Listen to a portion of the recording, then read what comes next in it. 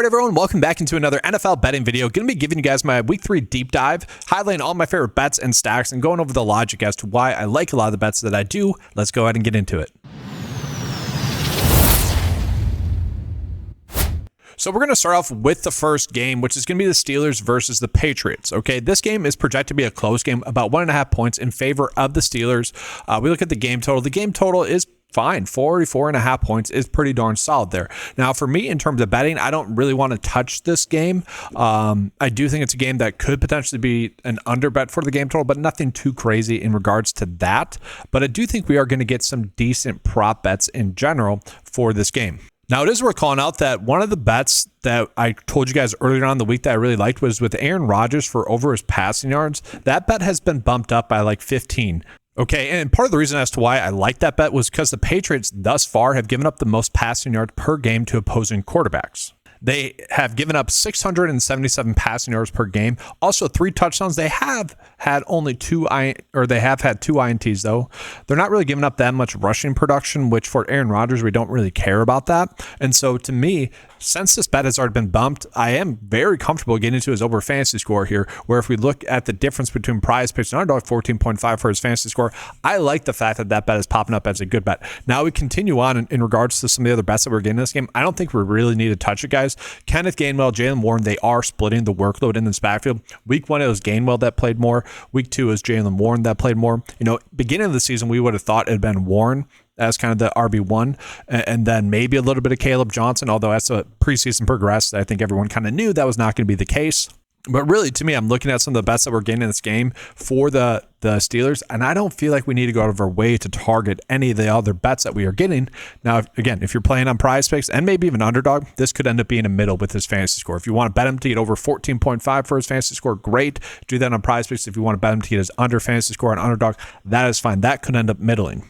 Let me go ahead now and get on into the Patriots. Okay, so I don't mind some of these bets that we are getting for the Patriots. I do want to talk about Diggs. Okay, so it is interesting that we're getting Keyshawn Boutte and Stephon Diggs with 2 pretty big prop line differences. Like, Boutte has been the receiver number 1 for the Patriots thus far this season in terms of snaps and really in terms of production as well. And I will say something interesting did happen last week in regards to just the overall playing time for the Patriots. Demario Douglas, who I have kind of liked as a talent, to someone that has gotten a lot of hype out of like training camp as well the past 2 years, did not play that many snaps. Only 38% route share for Demario Douglas. We saw Keyshawn Boutte get a 73% route share and snap share as well. Okay, he has been the receiver number 1. Now, the targets were not there for him last week. He did score a pretty awesome one-handed touchdown, though. His issue is separation. He doesn't really get that much separation, but he's a solid overall player, continues to improve. Then we look at Diggs as well. He is not playing all that much. He only had a 58% route share and 51% snap share. He is someone that I am a little bit worried might be getting the DeAndre Hopkins treatment like last year at this time. If you remember, the Titans were not really giving DeAndre Hopkins all that many snaps. And I was thinking, oh, okay, he's a veteran coming into the season, just a little bit banged up. They're being hesitant to give him, all the snaps. And I have that same thought process with Diggs here, but maybe we just have the situation wrong. Maybe it's just going to be more of a money downs player. When they need him on the field, he'll be on there. But if they can get away with not playing him too much, he won't be on the field. And so to me, I'm looking at the prop bets that we're getting, and I think they somewhat make sense. But I just don't really want to bet on those 2 particularly. Although it is worth calling out, guys. They are giving us some pretty low prop bets for both of them. Whether or not you want to do like a demon bet for Diggs, I could see betting him to get over 4.5 receptions because this is a good matchup for both squads. Same thing with Keyshawn Boutte. If you want to bet on him to get over 3.5 receptions, you think that's a good bet, I wouldn't necessarily talk you out of that. That being said, the other side of this game, it is worth calling out like DK Metcalf to potentially get over like 4.5 receptions. I think that could end up being a decent bet as well, just because that is another way to attack this matchup. Both teams have kind of struggled defensively. I would kind of expect Aaron Rodgers to pepper DK Metcalf with targets. Now, if he does not get going, it's going to be probably because Calvin Austin got going in this game. Okay, one of those 2 are going to happen is kind of my expectation. So overall, nothing too crazy in this game. Aaron Rodgers over 14.5 for his fantasy score. All right, so now we're going to go ahead and get on into another game here, guys. It's going to be the Titans versus the Colts. And so one of the bets that I had already given out to you guys as well was Jonathan Taylor to get over his rushing yards. That bet has also been bumped as well. So hopefully you guys got into that early, prop betting video. And let's just go ahead and take a peek at this game total here as well. So 4-point favorites are the Indianapolis Colts, which if you have seen how both teams have played, I would argue this is a good spot to be on the over for the Colts. I saw some weird stat that like money line wise, teams that have been like over 4.5 points favorites have like won every single game. I'm not sure if that's true. I haven't verified that, but kind of interesting there. And to me, guys, like this is actually a good spot to get to the Colts to win by 4 points. Like we are getting some interesting lines on some sites. 4 points, I think, fine. Could be a push. Game total wise, kind of a normal game total. Nothing too crazy there. Maybe you could just bet on the Colts money line, minus 200. Don't really hate that too much. Again, just looking how the Titans have played, just as a team, they haven't played well. A lot of people will say Cam Ward's played better than what the box score has shown, which is true. The Titans just haven't played all too well as a team. That has been going on for 5 weeks now? Like the preseason looked terrible, and now it's continued into the regular season. Okay, then you look at the Colts, a team that I've been hyping up a decent amount thus far, one of the teams that won for us last week. I think we could bet on them to win this game, obviously, but if you want to bet on them to win by more than 4 points or money line, that's up to you. I think that's a good spot for us to get to, though, betting wise. Let's go ahead and get into some prop bets.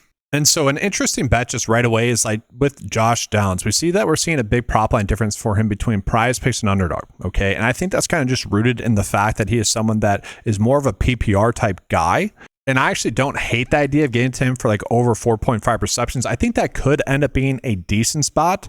He is someone that also kind of falls into the Diggs category, although you would expect Josh Downs, who's a younger player, to get more work. Like I do think he has been limited snap share wise because he has been a little bit banged up to start the season. Maybe gets a little bit more work in this game there as well. Other players, obviously Michael Pittman Jr. there. I'm a little bit surprised at kind of the lines that we were getting. I don't mind him at like over 4.5 receptions if you want to take him as a goblin bet on like Prize Picks or, some of the other sites that are giving him lines. 3.5 receptions is not a terrible bet for him as well.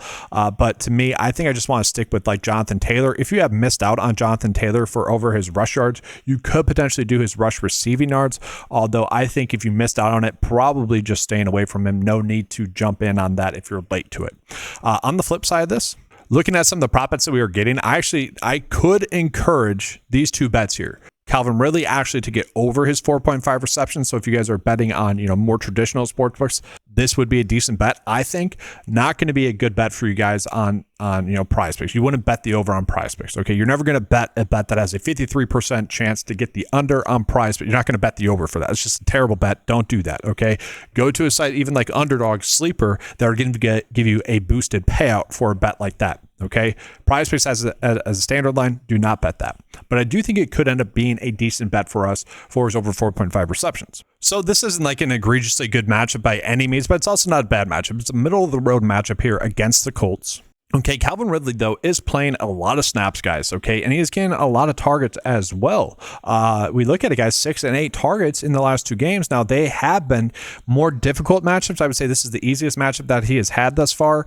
And part of the reason as to why Cam Ward has struggled has actually been Calvin Ridley. You would expect Ridley to have a little bit of a better game. But we also have to talk about another player here that has actually stepped up as well. Io Manor has been someone that has been very solid as well, okay? 6 targets, 7 targets. He's getting a lot of work as well. 72% of the snaps, 71% route share there as well. He is someone that we saw we could actually potentially bet on there as well. He is someone that nearly had a big game against Denver or solid game against Denver, like one catch that they just missed out on. And then you see it against the Rams, had a pretty solid game. The snaps have been there. I've actually been a little bit shocked at the way that like Tyler Lockett has been used. That's like a swing and miss that I had in terms of like best balls. He was someone I was drafting a decent amount of best balls because I thought early on in the season he'd be involved and then kind of fade off. No, he's kind of faded off right away because Io Manor has been someone that's been solid. DK is also someone that's getting a decent amount of work for them there as well. But when we look at some of these bets that we were getting as good bets, I do like Io Manor to get over 7.5 for his fantasy score. And again, if you're someone that bets elsewhere, I don't mind the idea of getting to Ridley for over 4.5 receptions. I like betting on both the overs simply because this is a game where I do think they're going to be playing from behind for most of it. I agree with Vegas' assessment of this game. If you want to bet on Io Manor to get over like 34.5 receiving yards as well, that's not a terrible route to go. That's another decent bet that we are getting there. All right, so now let's go ahead and jump on into this next game, which is going to be the Cleveland Browns versus the Green Bay Packers.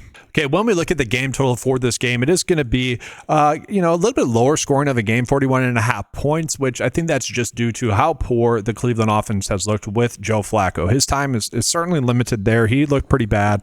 I would argue he was the reason as to why they lost last week. Now, week one, there was a lot of drops for him as well, so just not looking good on offense. Now, they did have Junkins back, a player that you would expect to get more work in this week. I mean, Junkins looked good for a guy that didn't practice all that much throughout training or at all throughout training camp. Seemed like he knew the playbook well enough as well. Seemed to be in good shape. He's someone that we would expect to get more work. Maybe that helps out the offense function a little bit more because he offers a little bit different skill set than what like Jerome Ford and Dylan Sampson do. In terms of the game spread, I don't know. Are you guys a little bit shocked? 7.5 points, that's a lot. But are you guys a little bit shocked by that just because of how well the Packers have played and how poor the Browns have played? I think it's mostly due to this could be a time of possession game where both teams, because of the low game total, like there's just not going to be that many points scored in general. So the Browns are just going to keep it close enough, I think is what that line is. So for me, I don't necessarily see a massive edge here in terms of the lines that we are getting. No need to go crazy with them in terms of these bets. It is worth calling out that when we look at some of the prop bets, the Browns defense has been pretty darn solid. So when we're being told to bet on a lot of these under bets for the Packers, I can get behind them. Okay. And also we should call out Jordan Love with his fantasy score, big prop line difference between prize base and underdog. His passing touchdowns one is also interesting here as well because Tucker Kraft left practice on Thursday. Reports are that he is fine, but if he ends up sitting, that does make things more interesting for the Packers because he has arguably been their best offensive weapon. I would argue Josh Jacobs is also pretty darn solid. And really just in general, if Tucker Kraft ends up sitting, I do think we're going to see a healthy workload go to Josh Jacobs. Like this 18.5 rush attempts becomes a little bit more intriguing as a bet if Tucker Kraft ends up sitting. And honestly, though, if that ends up happening, I think all the bets that we were getting for the Packers receivers are all pretty low. Romeo Doubs to get over 3.5 receptions becomes a pretty interesting bet. And Matthew Golden as well to get over 2.5 receptions as well becomes a very interesting bet there as well. Now, I think for Matthew Golden, if we're going to bet on him, we might as well just bet on his receiving yards because he is a little bit hit or miss in regards to that. Like he could hit just one big play. They've been open for him. Okay. And if Tucker Kraft is out, the one thing I noticed that in a lot of the plays where Matthew Golden has been open, because he has, Matthew Golden's been open a bunch, is that they have just been Tucker Kraft receptions. They've been first read receptions as well. So if you get to that second read, because Luke Musgrave, the backup tight end, is not all that good, that should lead to Matthew Golden getting some looks.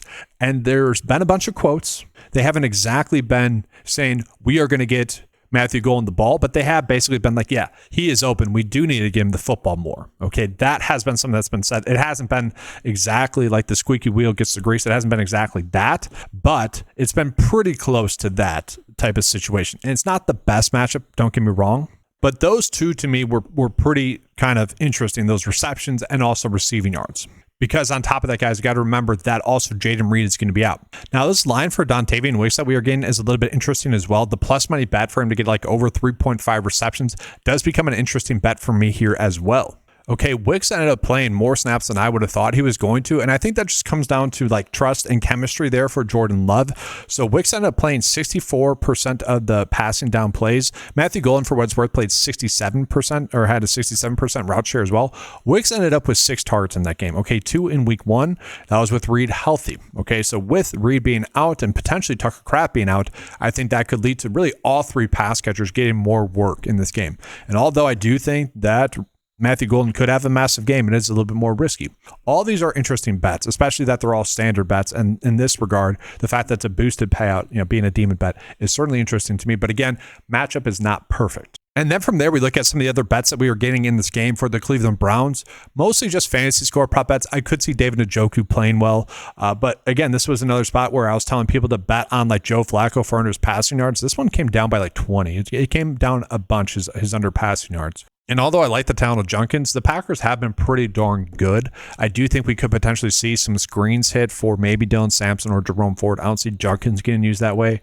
But this offense is most likely not an offense that will be good against the Packers. I was really hoping this line for Junkins would be at like 9.5, and then I'd feel confident betting the over. He is someone that was able to get 10 rushing attempts last week in a game where, again, first game back for the team. He should have had more limited work. He did have limited work as well for what it's worth. Only about 26% of the snaps. If that ends up doubling, That to me is very interesting. Now, it is worth calling out that a lot of his production in that game last week did come in garbage time, which you could see that as twofold. Good thing that he got the garbage time work. If this game ends up being a blowout like it's projected to be, he's going to get that work. But also, if he gets that increase in snaps early on in the game, maybe they just go to more Sampson and Ford later on. So kind of twofold there. All right, so now we go ahead and get into the Panthers versus the Falcons, which to me should be a fun game. Now, we are in another spot where one of the players that we were betting on earlier on in the week has been bumped. Bijan Robinson over his rushing yards has been bumped only like 4, not much, or 3, I think, not much, but enough for me to be like, all right, maybe we don't need to bet on it. But I do like the idea of Robinson just having a good game. So I mentioned this, guys. Week 1, we saw the Falcons use him in the passing game against the Bucs, which to me was huge because the Bucs have a good rushing defense. And then last week we saw the Vikings, who were not good stopping the rush. Robinson was able to exploit that matchup. And now he gets a matchup against the Panthers, who are also poor stopping the run. I don't mind this bet for the over 80.5 rush yards, but this is the tough part about giving props content and giving betting content is, for me, there's this weird bias that when I have given you guys an edge, it's tough for me to reevaluate and say, yeah, bet that again. You know, it's just a weird kind of mental block there. I will say, though, because like this being bumped by 3 it could be a rush attempt, you know, but I would still be on board with this one. I think it's still solid. And we do need to take a peek at this game because the Falcons are favored by a win by 5.5 points. So if you guys remember last week, one of my favorite bets was the Falcons to win money line, and they were like 3.5 point dogs. And I was very shocked by the line going against the Vikings because I'm like, the Vikings, yeah, they won, but they didn't look good. And it was strange. Now, I will say the Falcons' red zone offense was terrible. Like Penix was pretty solid up until the red zone, and then they just didn't know what to do. And I kind of like the idea of betting on Robinson to just score a touchdown because I think that's something that they could see as an issue for themselves and be like, all right, we're just going to give the ball to Robinson. Penix is not good in the red zone thus far. Let's figure that out. Let's just give our best player the football. I could see that happening. In regards to the spread, though, the Panthers have been weird, guys, because Bryce Young has played well in the second half and has gone off to a slow start. And so I don't really know what to do with that. I think maybe if you're betting on this game, maybe do a second half bet. Just follow that game alive. Their money line wise, I would say it wouldn't be shocking to see the Panthers kind of figure one out. If you want to take like a 200 bet plus 200 bet, I could see doing that. I don't think we need to go crazy with that idea though. Now, another bet that I like in regards to it not being a good bet on something like Prize Picks is this bet for Darnell Mooney to get over 3.5 receptions. So some people are going to see his game log from last week and maybe not like it, but I see his stats where he had over 80% of the snaps in his first week back, and I'm heavily encouraged. And some people are going to point to the matchup with the Panthers and say it's not the best, which I would argue is somewhat true. I think what we have seen is that teams have attacked their weakness more in the tight end and running back game rather than the receiving game. But we look at Mooney, guys, 4 targets in that game, only 2 receptions, first game back. Still had the 4 targets. It wouldn't be surprising to see that number go up a little bit more as well. Now, if he struggles, it's going to be because they are exploiting the tight end matchup. So with Kyle Pitts gets a matchup with the Panthers that have given up the most passing yards to opposing tight ends, 188. He has been a first look read for Michael Penix. I mentioned this a bunch. We have seen Kyle Pitts get involved, mostly I think due to like chemistry that he has with Michael Penix. They played together a bunch during the offseason, played golf together a bunch during the offseason. He's been targeted a decent amount. Now, I really liked him in week 1 because Mooney was out. Then we did see in week 2 what I was worried about, the fact that he might not be targeted as much. This is a good matchup though, and so I'm fine betting on the matchup. And so we've had some weird line fluctuation with Kyle Pitts where it started off at, I think it was 40.5, went down to like 37.5. Now it's back up to 41.5. I do like the over there. I think that still ends up being a decent bet. If you want to bet on him to get over his receptions, I think that's a fine bet there as well. But this is worth looking into, guys, to shop around. We are seeing an underdog 39.5. Bet that over. On something like Sleeper, they have him at 42.5. Okay, so we wouldn't bet that there. So that does it for the Falcons. Let's go ahead and get into the Panthers. So the Panthers, Bryce Young-wise, I don't think we need to bet on him. Chuba Hubbard, I'm not all too shocked. He's been struggling-ish lately, but also it is a little bit interesting that he hasn't been. He was something that I always felt was a little bit overhyped, I guess I should say, in the fantasy football community. He's been doing kind of what I would expect. It is worth calling out the pass catchers in this game, specifically Hunter Renfrow and also McMillan. I think those are 2 intriguing options for us in this game. Okay, so let's talk about the pass catcher. So we'll start with Hunter Renfrow. To me, this is one of my favorite bets on the week, like straight up bets on the week. Okay, so in week 1, I wasn't expecting him to do too much. He did get a lot of targets, so he got a lot of usage. It was kind of eye-popping to me. So I was really highly monitoring him in week 2. Week 2, guys, 82% of the snaps, 88% route share. They are 5.5-point favorites, or 5.1 on average, okay? Hunter Renfrow ended up with 9 targets last week, 7 catches for 48 yards. It is fascinating to me that we're only getting him at 3.5 receptions. Like, guys, in week 1, he had 6 targets, okay? Almost had a touchdown in that game as well. Very low total yards, but overall, a game where they are projected to play from behind again, to me, that's pretty encouraging. To me, I like that bet. And then let's talk about McMillan as well. So I'm a little bit shocked that we're getting him at like 4.5 receptions. That's kind of his normal line. Now PrizePicks has a bump to 5, but if you're betting on another site, I like him to get over 4.5 receptions. Like, guys, on Sleeper, I'm betting him to get over 4.5 receptions with one of the discounts that they have for the day, which one of them's a WNBA prop bet. Another one's a CSGO prop bet. If you guys are interested in sign up for Sleeper, since I mentioned it, make sure you use the promo code in the link in the description below, guys. I'll give you guys $50 when you spend your first 5. Use the promo code 9TO5 when you guys sign up. Link in the description below.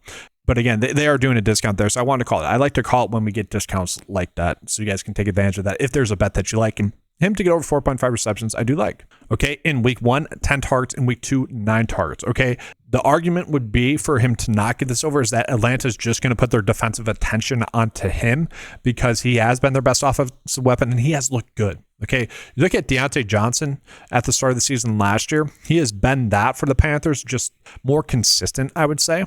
And Bryce Young, I do think, is going to continue to look better as the season progresses. But that being said, that echoes why I like the Hunter Renfrow prop bet a little bit more, right? All right, so now we go ahead and get into one of the more interesting games of the week, which is going to be the Baltimore Ravens versus the Detroit Lions. The game total continues to go up in this game, guys. It's all the way up to like 53.5, okay, which is pretty crazy. It is a bit of a toss-up, I would say, although we are seeing that the Ravens are 5.5-point favorites. To me, that is wrong. I would be betting on the Detroit Lions to cover that, especially if you can get it at 5.5 on some of those sites. I think there's a good chance that they end up covering.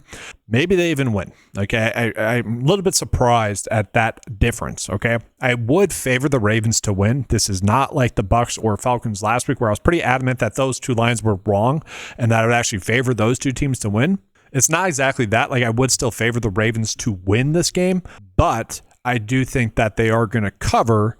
And the fact that we can get them at like plus 200 is also a little bit interesting. But yeah, them to cover 5.5 points, I'm happy to get to that bet. But let's just go ahead and act like that line is correct, okay? That the Baltimore Ravens are going to win by 5.5 points. Then we really probably like Jared Goff to get over 260.5 passing yards. Okay, if you look at the Ravens thus far this season, guys, they've given up 612 passing yards. Now, they have faced some good opponents, don't get me wrong, but the Detroit Lions are also a good opponent as well. And so this, to me, in a game that's supposed to be a shootout, does feel like a pretty good spot for us to get on as over. Now, I will say, another bet that I don't mind is actually Jahmyr Gibbs to get over 3.5 receptions as well. In that game against Chicago, he was not needed to get 3.5 receptions, and he still ended up with 3 in that game regardless. This is a matchup with the Ravens, who has given up, fantasy points-wise, the second most fantasy points per game to opposing running backs. In regards to receptions, they've given up the second most as well at 17 per game. Now, maybe David Montgomery will get some as well, but to me, that means that some teams are going to try to attack them via the running back position in the passing game. And Jahmyr Gibbs, who's already someone that catches the ball a lot of the backfield, to me, that's an encouraging bet. Now, you can't pair those two together because the payout will be reduced, but I do think both of those bets are bets I want to call to you guys because I think there is a decent edge with those two bets.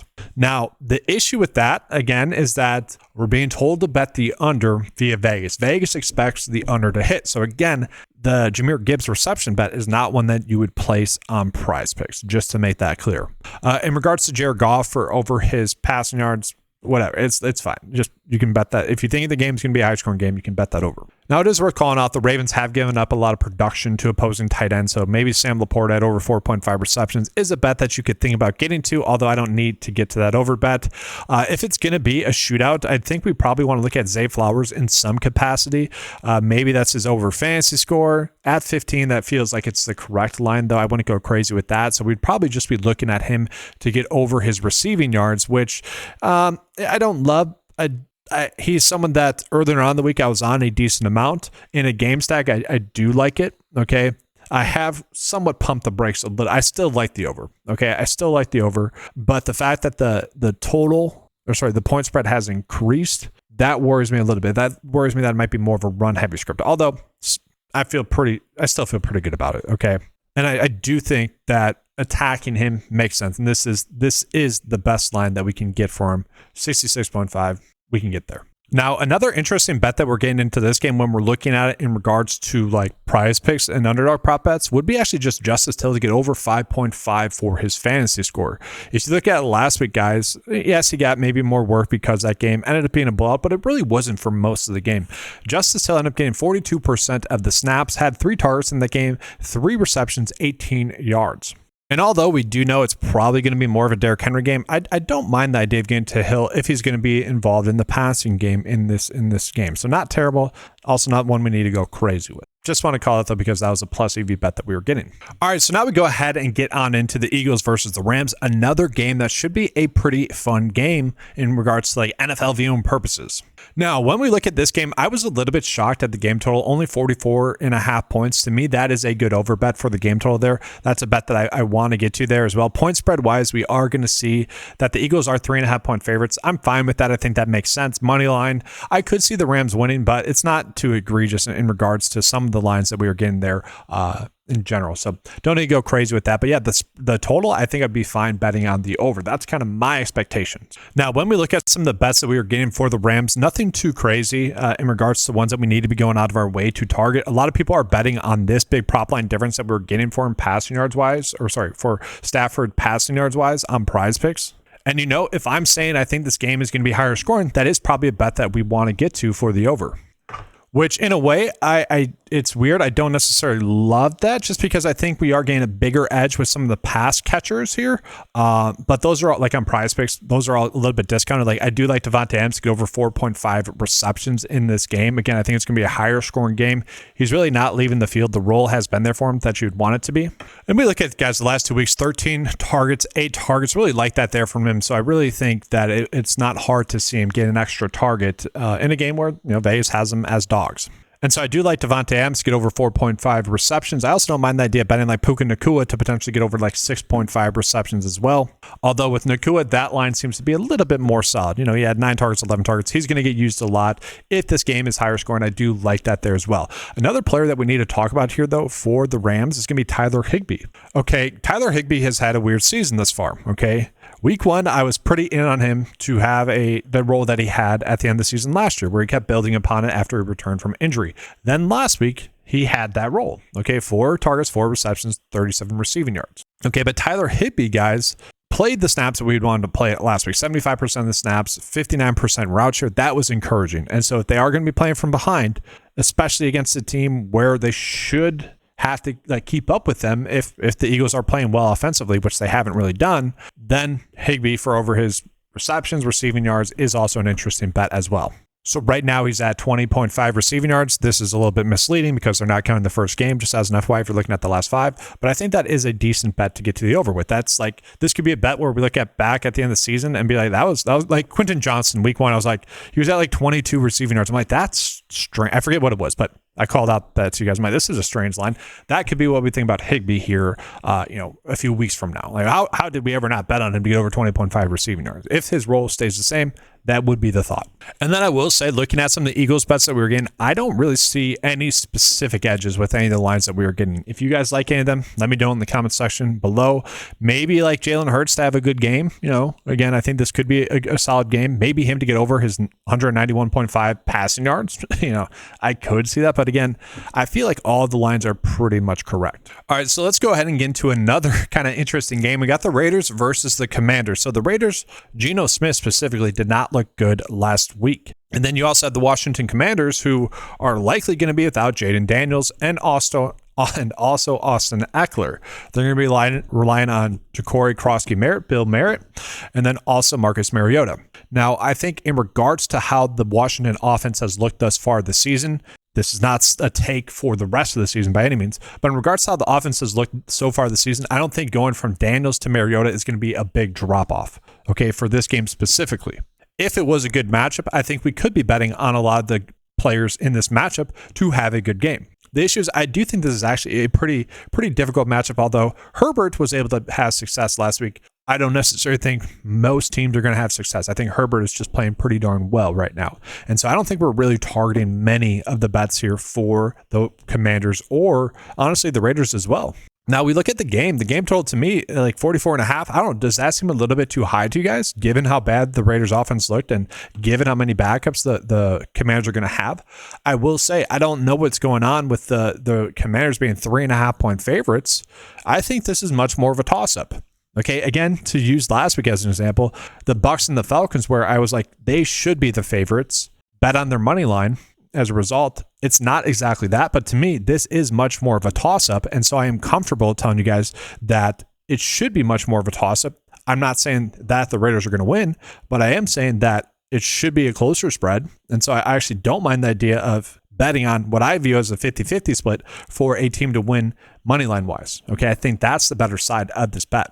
Now, some people might see this line for Bill and argue it's a little bit too low. I don't know. We need to see it with him, okay? Again, kind of going back to what happened with Bill in the preseason, he had one run, Monday Night Football, that really changed the narrative on him a bunch.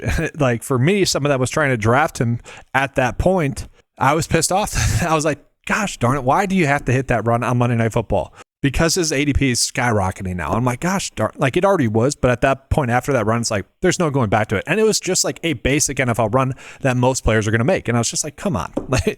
You had a score there too as well. Like you couldn't get caught because when you add on the touchdown to that, that really changes the narrative. And then basically the same thing happened against the Giants. Now the Giants, it wasn't like a run that every running back's going to make. It was a run that like 40% of running backs are going to, it was a solid play. Like it was a good play and it was an eye-popping play, like very good stuff. I would argue this line is too low though for him. Okay. We just don't know the role that he's going to have because it could be Chris Rodriguez as well. Okay. We've really only seen him make two really good plays in the NFL. One of them being a preseason. Well, that's not even true. Two big plays in the NFL. One of them being a preseason game and then one of them being that touchdown in garbage time for that matter as well. And so, yes, we do need to see him produce. Although I will say, this is probably a low line for a guy that should be the RB1. But we could see Chris Rodriguez get a decent amount of work. And we will see Jeremy McNichols, who actually took over the workload for Austin Eckler last week, we will see him get the most work. Now, the reason that is because they're behind. They're playing from behind. Okay, so they had to get him some work. But if you like some of the bets for him, I think that could be an encouraging sign. Now, that being said, looking at some of the other bets that we were getting, touchdown-wise, I do think this is going to be more of a lower scoring game. So I don't think we need to go crazy with like really any of the bets that we were getting. That being said, like Jacoby Myers to get over 5.5 receptions, I don't mind. I think Deebo Samuel to get over like 4.5 receptions, which is what his line probably will be.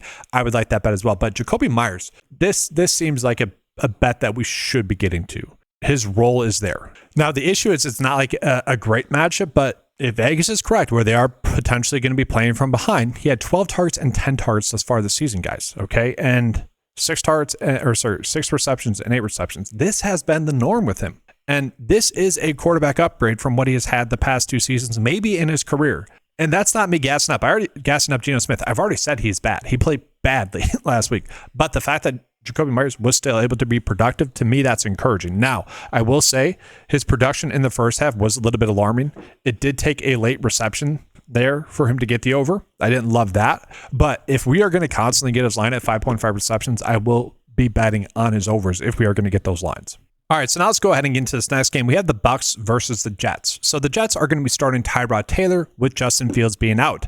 In a weird way, I actually think this helps the offense as a whole in regards to us being able to predict what's going to happen. You know, when you bring in Justin Fields, you're going to bring in more randomness in regards to how he throws the football. He's very, spiky in terms of his production, but also how he rushes the football as well. That kind of changes the production in terms of Breece Hall and the pass catchers as well. So it should be a little bit more fluent in regards to who we can rely on to be productive there. And so I do want to talk about kind of that thought process, especially in regards to like Breece Hall. Okay, I actually don't mind him to get over his receiving yards of 23.5 here. And if we look at it, it's going to be because of the production that the Bucs have given up to opposing running backs in the passing game. So last week against the Houston Texans, like you would you wouldn't rely on Nick Chubb to get 2 receptions for 20 yards, okay? Woody Marks was able to have a big splash in that as well. Like, you wouldn't really expect that there from them, and the fact that they were able to do that was encouraging. And then you also look at week 1, we do know that like the way that the Falcons decided to attack that defense was with Bijan Robinson in the past game, who had over 100 receiving yards.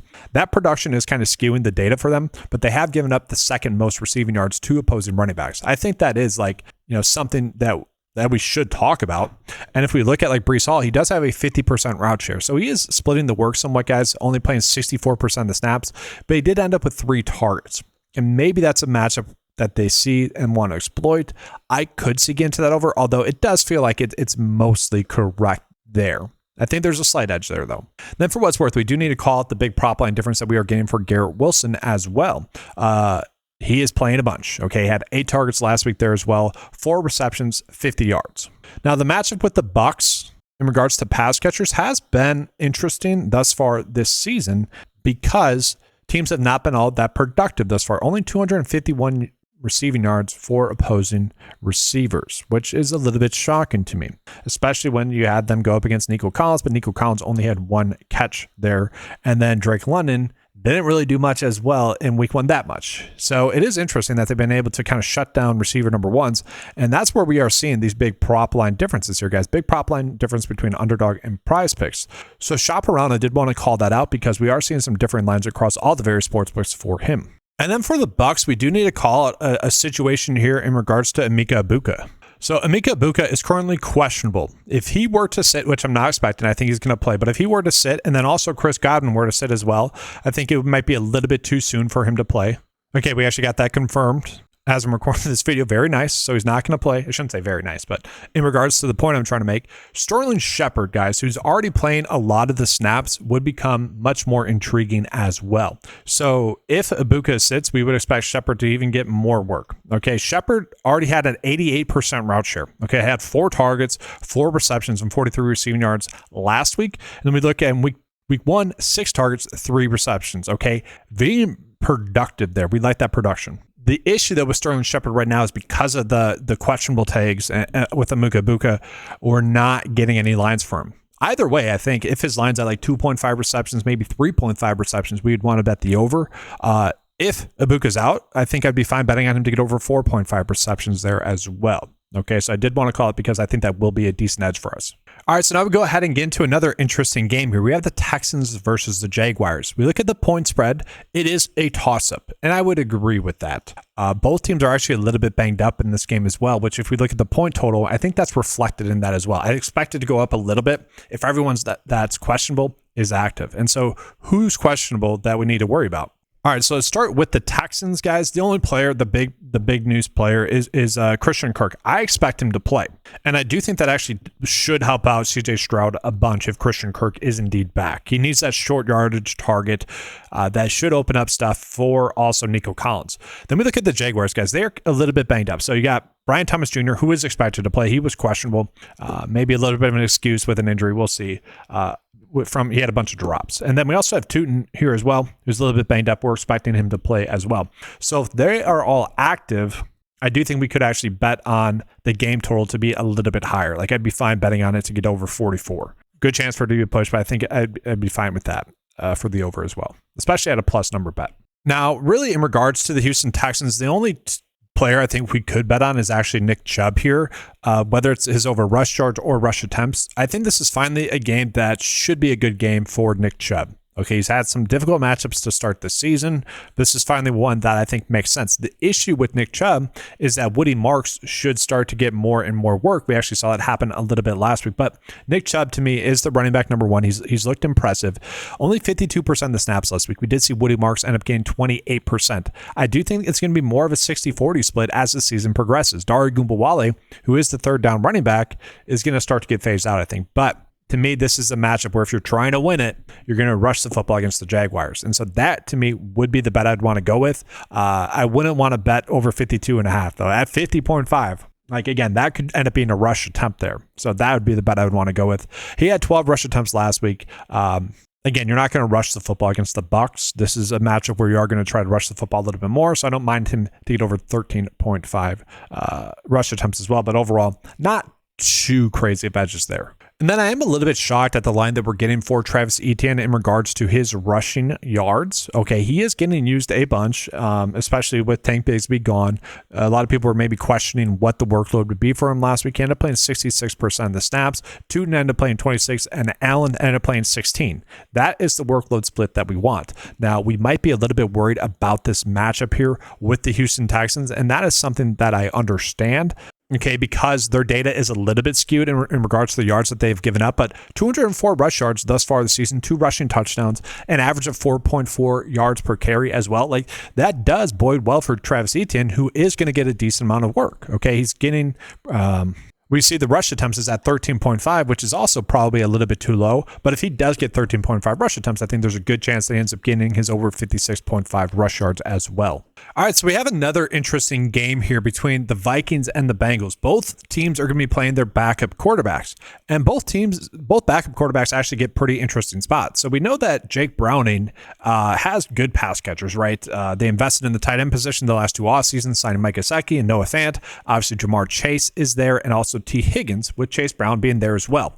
Now, I'm looking at this matchup with the Vikings, and to me, what I would be doing is I would be trying to get Chase Brown a bunch of work. He has been impressive thus far this season, even though it's not showing up in the box score. So I don't necessarily feel comfortable betting on him to get over 69.5 rush yards, although it really, really would not be shocking. Like, to me, this is the correct line that we are getting for them, especially like looking at guys. The Vikings have given up 272 rush yards to opposing running backs. Like, they let DeAndre Swift pretty much run free as well. So not a bad line there. Okay.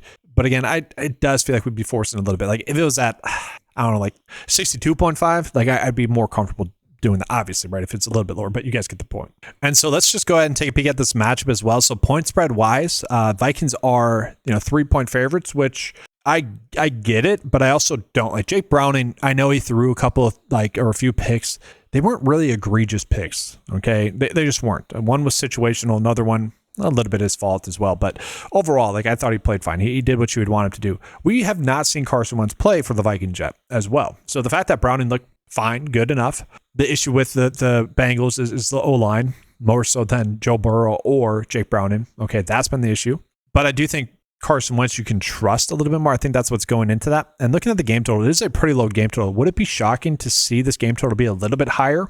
I could see that end up happening. I could see it be a casual shootout as well. But obviously betting on 2 backups and a backup-ish running back in Jordan Mason, who's going to be starting. I say ish, he's been the RB1, but you guys get the point. Aaron Jones is out. That is where it gets interesting. So to me, there are 2 bets for the Vikings that I really like. Okay, so we take a peek at the bets that we're getting for the Vikings. I don't like the fact that Jordan Mason has a big prop line difference for his fantasy score there, but I do think there's actually a bet there with Jordan Mason that we could bet on in this game. We're being slightly told to bet on the over for him to get 2.5 receptions. I think that's a decent route to go. And then also with Carson Wentz for him to get over his receiving or passing yards, I think that's a good bet as well. So we'll start with Wentz.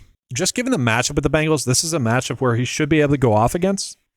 So far this season, guys, the Bengals have given up an average of 280 passing yards per game. And the fact that Aaron Jones is out as well, I don't know if that necessarily helps the passing game too much. Like, he is an asset there. But I do think Wentz can't be much worse than J.J. McCarthy. J.J. McCarthy, stat-wise, has kind of done what you would expect him to do through 2 games. And you still have Jefferson there. Naylor is an option as well. I think this is just too low of a line. I think it should be closer to like 220. Okay, we still should be adjusting for the issue of the Vikings offense not looking all that good. Don't get me wrong, but Wentz probably will throw the football a bunch. And so I feel like that's a low line. Now, I mentioned the other bet that I actually like is Jordan Mason to get over 2.5 receptions as well, which he hasn't done through 2 games thus far. Worth calling that out. But with Aaron Jones being on the IR, that does leave some passing opportunities open. Okay, so last week he only had 1 target, but didn't love that. 3 targets, though, in week 1. And based off the reports that we've gotten, and KOC pretty much saying it himself, Kevin O'Connell saying it himself, Jordan Mason should be the workhorse running back in this game. And so Mason had 59% of the snaps last week with Aaron Jones getting 43%. I expect that number to be closer to 80. And then you tack on the fact that this should be a pretty good matchup for him as well. Going against the Bengals, I've given up 13 receptions to opposing running backs. Like, to me, that becomes appealing. They've given up 6.5 per game. And so literally you just give him an extra target if you give him Aaron Jones' production, right, that's 4 targets than last week, maybe he gets that extra reception. And then if you give him Aaron Jones' production in week 1, he does still get that over. And so to me, that was the best bet for Jordan Mason. But also I could see why someone maybe wouldn't want to get there as well. All right, so now let's go ahead and jump on into the Broncos versus the Chargers. Another game that should be pretty fun. The Chargers are going to be 2.5-point favorites, which I would argue is correct. This game total might end up being a little bit higher. Okay, both defenses have actually been pretty solid. I know both offenses are on paper pretty good. The Chargers have been playing well. Bo Nix has been a little hit or miss to start the season. I would argue this is a little bit too high. I could see betting on the under of like 46.5, but nothing we need to go crazy with. Money line wise, nothing crazy there as well. In regards to the prop bets that we were getting, we know one thing that we can trust is that Courtland Sutton is going to have a role in this offense. Okay, last week he only had 1 reception though, which was concerning. I hope that's not a trend of things to come because, yeah, for the past year and game, we've been able to at least trust this for the Broncos. Everything else, not so much. Now, Troy Franklin has had 2 good games in a row. That's part of it.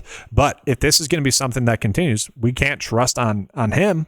And then from there, guys, like looking at the Chargers, I don't mind Ladd McConkey maybe to get over 4.5 receptions. I think that's a pretty good line for us. I would feel comfortable getting to that bet. But the production is being spread out a little bit as well. Quentin Johnston's looked good. Keenan Allen's been solid as well. But yeah, Ladd McConkey, I still view as the receiver number 1. If you can, great buy, low opportunity for him in best or in season-long leagues. He is questionable, though. I do expect him to play. It is worth calling out, though, that if Will Dissly is out, I think we could see like Tyler Conklin end up having a pretty good game. That first game, he ended up only with 2 catches for 50 yards, though. Like, he is a good pass-catching tight end. And so he wasn't needed last week. If this game does end up being more of a shootout, I could see Conklin having a good game there as well. In regards to like good bets that we are getting here, guys, I don't mind Bo Nix for over his fantasy score. Like, yeah, if it does end up being more of a shootout, he's going to be part of the reason as to why. That's not terrible. I think that's fine. And I actually don't mind the idea of getting to Najee Harris for over 7.5 rush attempts as well, just because we have seen Hampton not be bad, but we have seen, I think, Harris be better thus far this season in a limited role. And that could be part of the reason as to why.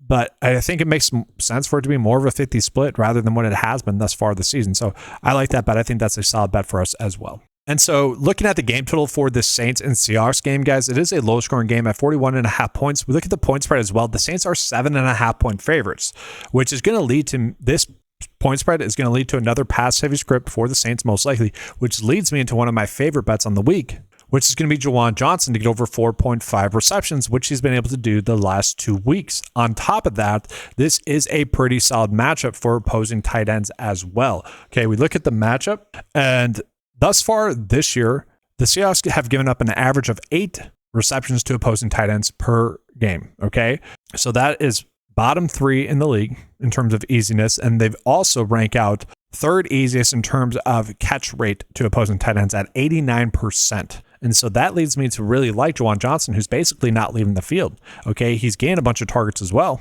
Okay, Johnson got 9 targets last week and then 12 in week 1. I've mentioned this a bunch. Like Spencer Rattler, through the last 4 games now that these two have played together, has loved throwing him the football. Like fantasy points wise, he's averaging over 15. He is being productive. Okay, they have chemistry and he gets a great matchup. This would be like the ultimate chalk spot because this is a clear bet. I think most people like it. And so most people are probably going to be betting on it. It makes sense. Game script wise, it makes sense. Matchup wise, it makes sense. Production thus far this year has made sense. And he's still going to get those snaps. So I like this bet as well. Now, I will say I'm a little bit surprised that Vegas is telling us it's more of an under bet for his under receptions. I thought this would be a plus EV bet as well. I would have thought the market would have shifted the odds more as well. Maybe I'm just, I don't know, being biased because I've been on him the past 2 weeks. Could be, but I still think it's a solid edge for us there. Now, from there, it is worth calling out Chris Olave has gotten a bunch of targets as well. Not necessarily a great matchup for him, but again, it's going to be a pass-heavy script. You would expect him to get a lot of work. Alvin Kamara as well gets a pretty good matchup as well. If you want to bet on him to get over 3.5 receptions, you can. I don't mind him to get over his receiving yards, but I think on a site where you can bet on him to get over like 3.5 receptions, to me, that would be the way to go. He's just getting a workhorse running back treatment, which is obviously something that we like. And then you look at the matchup with the Seahawks, they have given up the most receptions to opposing running backs, 19 total. So 9.5 per game. And then you get Alvin Kamara, who is like the player for the Saints. They need him getting the football. And it's a game that they're playing from behind. That's another bet that I really like as well. Then it is worth calling out, guys, Zach Charbonnet could end up sitting in this game. If he does, Kenneth Walker becomes much more appealing in general because he'd be forced into more snaps. Although I do think they're going to be hesitant to give him a full workload. Like I'd expect George Holani to get some work. It wouldn't be shocking to see Kenneth Walker, have a good game. Week 1 to me was a little bit shocking that he struggled, but that was his first real action, maybe just kicking off the rust a little bit. And so I could see him being someone we look at maybe next week. This isn't exactly a matchup that I want to target too much. But again, game script wise, I think like Zach Charbonnet, if he's healthy, would be someone we're looking at to get a lot of rush attempts. And so that could end up being a bet that we target. All right, and then I'm kind of just going to skip over this Arizona versus Niners game. I will say, like, I probably think we could get to like a Jawan James or Ricky Pearsall over receptions prop bet if it's at like 4.5 for either of them. But we're not getting those lines just yet. And so it's not really worth it for me to concentrate on this game. And I think that's dictated by whether or not Brock Purdy is going to be active. And then for the Cardinals, I feel like their lines are all basically correct. Okay, we're getting like a workload split between James Conner and Trey Benson. And so that makes me a little bit nervous about betting on really either of them. I will say like Trey Benson over receiving yards is a little bit interesting because he is basically splitting with James Conner right now. Could end up being a decent bet. Again, I just, until we get the Purdy news, that really changes what I would probably want to be betting on in that game. So let's just go ahead and get on to really one of the more appealing games of the week in regards to highest scoring game and players that we could be on, the Dallas Cowboys versus the Chicago Bears. And for me, I like betting on the over receptions for Rome Odunze or DJ Moore is what I should say.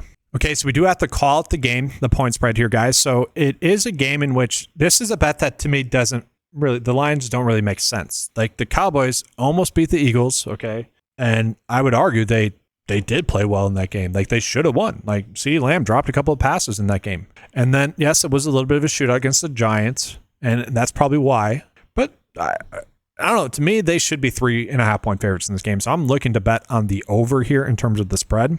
And so if we can get that at like minus 105 or something like that, like we are getting on some sites, like I'd be inclined to do that there because I do think they're going to be able to win this game and win this game by more than a point. If you want to tease that, but to get to like 3 points, I could see doing that there as well. That's mostly just because of how poorly the Bears have looked. Now, in regards to prop betting, it is worth calling out this game is projected to be higher scoring, 50 points. Okay, both defenses have been pretty terrible, and that's why. That being said, Caleb Williams has been pretty bad as well. I do worry that Caleb Williams could end up getting replaced in this game in the half if he struggles. Like we could see Tyson Bagent, if Caleb Williams continues to struggle, take over, especially if the game's close, like it's a low scoring game at in the first half. That could end up happening. And so let's start off with here with DJ Moore. Okay, we are being about a 51% chance for his under to hit. So again, probably not a bet that you're going to target on Prize Picks. Okay, but I do think if you're going to get a plus payout for him then on any other site, for him to get over 4.5 receptions to me is very intriguing. All right, so matchup wise, that is what we like. Okay, the Dallas Cowboys have given up the most production to opposing receivers thus far this season. Receptions are not as high, but yards are up, touchdowns are up. They've given up a lot of production. And so we're looking at DJ Moore. I will say his role has been, I wouldn't say shocking, but the fact that's been in regards to the targets as spread out as it has been between him and Rome Odunze to me is a little bit shocking. And actually that might be something that the Dallas Cowboys try to key in on a little bit in this game as well. Maybe Odunze gets a little bit more defensive attention and that kind of frees up DJ Moore. And to me, it does kind of feel like DJ Moore is due for a bigger game. And so I actually don't mind the idea of betting on him to get over 4.5 receptions. The targets are there, 5 in week 1, 6 in week 2. We do need that number to be probably closer to 7, but I do think there's a good chance that does end up being there. Now, if you didn't want to bet on him and you think, all right, Rome Odunze is going to continue to do what he has done, I don't mind that idea as well. Like the way he's getting open is a lot by play design, which is obviously what Ben Johnson is pretty much known for. And 11 and 9 targets is hard to go away from. And you can bet on him to get over 4.5 receptions. And I think that ends up being a pretty solid bet for us there as well for Rome Odunze. You look at this matchup with the Cowboys again, it's a very exploitable matchup. They've given up 78% catch rate on their targets, most in the league by like 3%. Okay, so very poor defense for the Cowboys thus far. And although Caleb Williams has been bad, I think that ends up being a pretty good spot for us. And if you wanted to bet on Odunze to get over 5.5 as well, you could end up doing that there as well. It is worth calling out as well, DeAndre Swift is currently banged up. And I think we could end up seeing Kyle Monangai actually get a decent amount of work in this game regardless. You know, it was basically a 50-50 split last week. Now, a little bit of that was due to the game just being a blowout and Monangai getting some work. But to me, it should be Monangai getting more of the first down reps and then Swift getting second and third down. That's how I'd be using them. The fact that Ben Johnson has been using Monangai, who's not a very good pass blocker, on third down situations, to me is like, what are you doing? It's weird. So that's my long way of saying, like, I could see betting on the under rush yards here for Swift because he's banged up, and because the Dallas Cowboys have not given up that many rushing yards to opposing running backs. So only 160. Okay, so that's like bottom. That's 12th in the league, with number 1 being the Browns, 73. Okay, so yeah, I think that could end up being a decent spot there, but nothing we should go crazy with. And then on the flip side of this, let's talk about Javonte Williams. I don't mind Javonte Williams to have a good game. Okay, he is going against the Bears, who have given up a lot of production just in general, 246 rush yards to opposing running backs. So Javonte Williams is someone that I do think could end up having a good game. Don't mind the idea of betting on him. We look at the pass catchers for the Dallas Cowboys. I like CeeDee Lamb to have a good game. Whether you're betting on his receptions, receiving yards, it's probably correct. I do think we have some stacking opportunities here. I was a little bit shocked at some of the lines that we're getting for George Pickens as well, who, again, this matchup with the Bears is highly appealing. Now, to me, I think we want to attack them more with Javonte Williams, but it wouldn't be surprising to see all the pass catchers have a good game as well. All right, guys, so very long video. Appreciate you being here. We're about to get into my favorite bets, show you guys some of those bet slips, but make sure to like the video, subscribe to the channel as well. Do want to call it, we do have sponsorship deals with Better, Sleeper, Underdog, and Prize Picks. So Prize Picks has a free square for Patrick Mahomes this week. Use that. But if you guys are looking to sign up for any of those accounts for the first time, use the promo code in the links in the description below. So Sleeper, Prize Picks, and Better are all going to be 9TO5. They're basically giving you guys $50 when you spend your first 5. Same thing for Underdog now as well, but that's going to be 925 spelled out. Again, that's a simple and easy way to help out the channel, guys. If you guys are looking to sign up for those accounts, those are some of the most popular ones and most trusted ones, and they are always giving us some sort of discounts in the NFL season. So it's a good time to take advantage of that stuff. That allows me to keep the memberships on my website extremely low at $10 a month is when people use that. And so if you guys do want access to any of the tools that you saw in this video, the Prize Picks or Underdog, optimizers or cheat sheets, those are all available for a low monthly cost of $10 a month, as well as all the other tools available on the website are included in that $10 a month. All right, guys, so getting into the first 6 bets, we're going to give you guys 12 total. Again, ETN for over his rush yards, Jacoby Myers over 5.5 receptions. That's just a bet I'm going to continue to make. I think if it's going to continue to be there, I don't mind that. Matthew Stafford, big prop line difference for him. Hunter Renfrow, probably my favorite bet on the week, guys. 3.5 receptions in a game where they are projected to lose by 5.5 points. He's playing a bunch of snaps, getting a bunch of targets. Very strange line for him. Aaron Rodgers, one of the better plus EV bets that we are getting in a good matchup as well. Nayo Manor, you could bet on him to get over his receiving yards. I'm just betting on him to have a good game in a game where I think it's going to be more of a pass-heavy script there for the Tennessee Titans. And then showing you guys this slip on Underdog because we are getting a little bit of a better payout actually with Juwan Johnson to get over 4.5 receptions there. And then Carson Wentz, it's at 201.5 for his passing yards. Prize Picks has it at 207, so might as well make the best decision possible there. And we are getting Rome Odunze at 4.5 receptions there as a slightly decreased payout there, but I still like the idea of betting on him to get over 4.5 receptions. And then just finishing off here with 4 more bets, guys. Jordan Mason, I do like to get over 2.5 receptions. DJ Moore, 4.5 receptions. Alvin Kamara, I want to bet at 3.5 receptions. And then it's worth calling out, Jared Goff is about 7 yards higher on Underdog as I'm recording this video, so might as well do the bet for the over on Prize Picks there. That's going to do it for this video. A long one, guys. I know some people like it, some people don't. I like the video, though, guys. That does about a lot. Comment, as always, guys. If you guys like any of the bets, you agree with some of them, let us know. If you disagree with the bet, give us a logical reason as to why. If there's any bets that you think are very strong bets, like to me, Hunter Renfrow, I think that's a very solid bet. If you guys have a conviction bet like that, let us know. The best thing about prop betting content is we're all trying to help each other win money. That's going to do it for this video. If you guys would like access to any of the tools that you saw in this video, again, head on over to 9to5sports.com. Get access to those tools for a low monthly cost of $10 a month. Thank you for watching. Good luck. And as always, let's keep cashing.